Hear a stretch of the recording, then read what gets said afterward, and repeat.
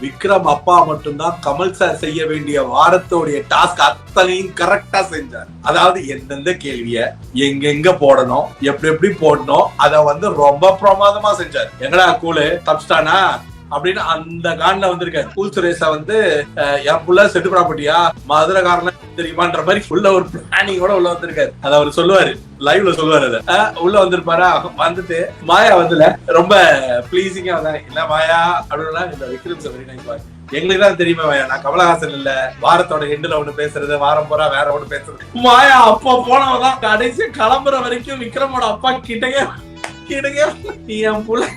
Kamal sir நினைச்சியாமா வாரத்தோட எண்ணில பேசுற மாதிரியே பேசுறதுக்கு இல்ல இதை புரிஞ்சுக்கிறதுக்கு அப்படின்னு கிளீன் போல்டு. அதுக்கப்புறம் அப்பாவும் பிள்ளையும் இவங்களும் பேசிட்டு இருக்கும் போது அவங்க வந்து பேசுங்க, இல்லடா டேய் நல்லா ஆடுறா, கேம் ஆடுறா, ஏன்டா இப்படி உட்காந்துருக்க, பேரை கொடுக்குறாங்க உட்காந்து கேட்டுட்டு இருக்க அப்படின்ட்டு அவங்க அப்பா திடீர்னு வேகத்துல டேய் டாஸ்க்கு வந்தா நீ தான்டா மிச்சம் இங்க இருக்கிற யார் பீப் ஒரு உடனே பிக் பாஸ் ஃப்ளோல வந்துருச்சு, நான் என்ன பண்றது, எனக்கு என் ஃப்ளோல வந்துருச்சு. யாரு அவங்க அப்பா எக்ஸைட்மெண்ட்ல பேசுறாரு.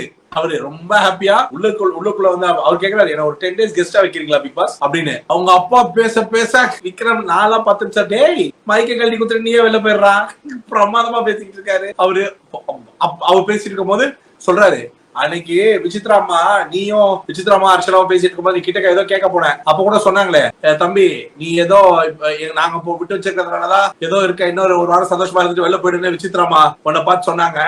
தம்பி அப்படி யாரோட தயவுலயே இருக்க வேணாம், வாபஸ் வாங்கிக்க சொல்லு, நம்ம நாமளே பாத்துக்கலாம்னு நான் நினைச்சேன் அப்படின்னு அவங்க அப்பா விக்ரம் சொல்லிட்டு இருக்காரு. அப்பா காண்டு என்னன்னா லைவ்ல இருந்த மாச மொமெண்ட் எல்லாத்தையும் அந்த 1 hour ஷோல கட் பண்ணிட்டாங்க. அதே மாதிரி இன்னைக்கு ஷோல ஹைலைட்டடா பூர்ணிமா அம்மாவை பயங்கரமா காமிக்கிறீங்களே தவிர ஸ்கோர் பண்ணதே விக்ரம் அப்பா தான். அது ஏன் இந்த ஷோல வந்து அவ்வளவு எலமெண்ட்டை விட்டாங்கன்னு எனக்கு தெரியல. அப்புறம் புரிஞ்சது என்னன்னா விக்ரம வெளியில எடுக்கணும்னா விக்ரம் அப்பாவுடைய அந்த விஷயம் வந்து ஒரு பெரிய வேவா இருக்கும். விக்ரம் அப்பா பண்ணது வந்து விக்ரம ரீடைன் பண்றதுக்கு ஒரு பெரிய பிளஸா இருக்கும். ஏய் தம்பி உன்கிட்ட சிரிச்சு பேசுறவங்க யாரையும் நம்பாதரா, பின்னாடி பேசிக்கிட்டு இருக்காங்க. அவன் அம்மா போய் ஏப்பா நீ மாயா பூர்ணிமா ஜாக்கிரதையாவே இருப்பானே சொல்லிட்டு அவங்க அம்மா.